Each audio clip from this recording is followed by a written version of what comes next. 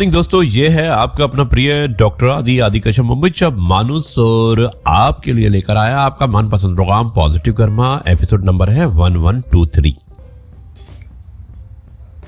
दोस्तों, एक बार एक व्यक्ति ने दूसरे व्यक्ति से पूछा कि आप बिना कारण प्रतिदिन लोगों को शुभ संदेश क्यों भेजते हैं। उस व्यक्ति ने बहुत ही सुंदर जवाब दिया। उसने कहा, श्रीमान, आप कारण ढूंढते हैं और मैं संबंध ढूंढता हूं। दोस्तों, कितनी अच्छी बात बोली है और मुझे उम्मीद है कि आपको पसंद आई होगी। आज शुरू करता हूं एपिसोड नंबर 1123। भेजने वाली है शारदा अग्रवाल और इस कहानी का शीर्षक है ईश्वर का इशारा। यानी कि भगवान जो चाहता है वही होता है और हमें भगवान पर विश्वास भी करना चाहिए। ज्यादा समय ना लेते हुए शुरुआत करता हूं। सॉरी, खांसी आ गई थी। और इस कार्यक्रम की जिसका शीर्षक है ईश्वर का इशारा। एक व्यक्ति का दिन बहुत खराब गया। उसने रात को ईश्वर से फरियाद की कि उसने कहा कि भगवान, गुस्सा अगर ना हो तो मैं एक आपसे सवाल पूछना चाहता हूं।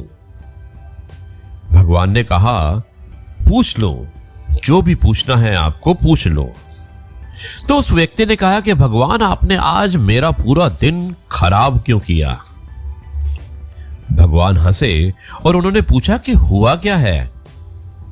उस व्यक्ति ने कहा कि सुबह अलार्म नहीं लगाया और अलार्म लगाया तो बजा ही नहीं और मुझे उठने में देरी हो गई। तो भगवान ने कहा, उसके बाद क्या हुआ। व्यक्ति ने कहा, देर हो रही थी, उस पर स्कूटर बिगड़ गया और बड़ी मुश्किल से रिक्शा मिला। भगवान ने कहा, अच्छा फिर। तो उस व्यक्ति ने कहा कि टिफिन ले नहीं गया था और वहां कैंटीन बंद थी। एक पूरी सैंडविच के अंदर पूरा दिन निकाल दिया और वो सैंडविच वो भी खराब थी। इस पर भगवान केवल हंसे। अब उस व्यक्ति ने फरियाद आगे चलाई और उसने कहा कि मुझे एक फोन आया था और फोन बंद हो गया। भगवान ने पूछा, अच्छा फिर क्या हुआ। उस व्यक्ति ने जवाब दिया कि भगवान विचार किया कि जल्दी ही घर जाकर एसी चलाकर सो जाऊं और घर पहुंचकर जब मैंने देखा तो लाइट चली गई थी, यानी कि घर में लाइट नहीं थी।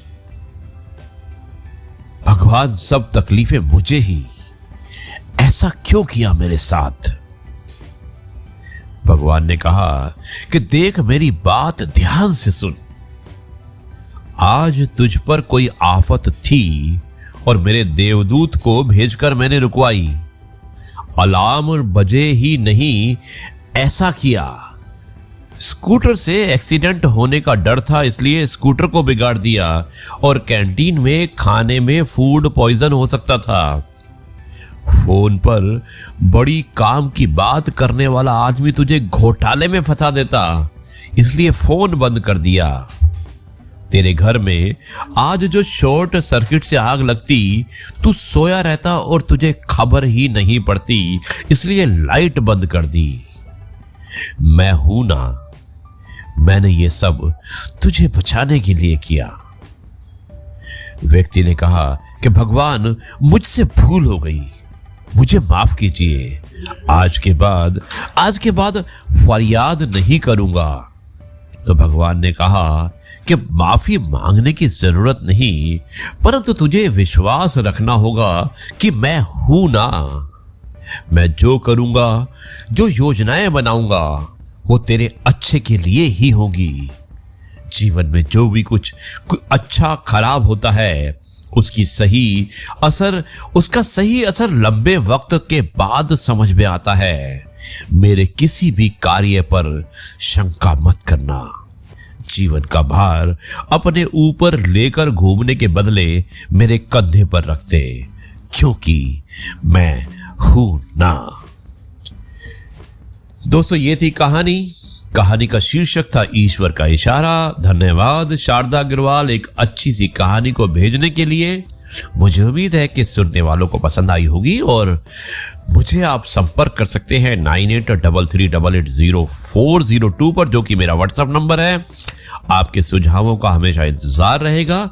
यह है आपका अपना प्रिय डॉक्टर आदि का शब मुंबई शब मानस, और अब इस कार्यक्रम को यहीं पर समाप्त करता हूं और कल आपसे एक बार फिर मुलाकात होगी कुछ नई बातों के साथ, कुछ नए तथ्यों के साथ और कुछ नई कहानियों के साथ। तब तक के लिए कहता हूं जय गुरु जी, शुक्राना गुरु जी।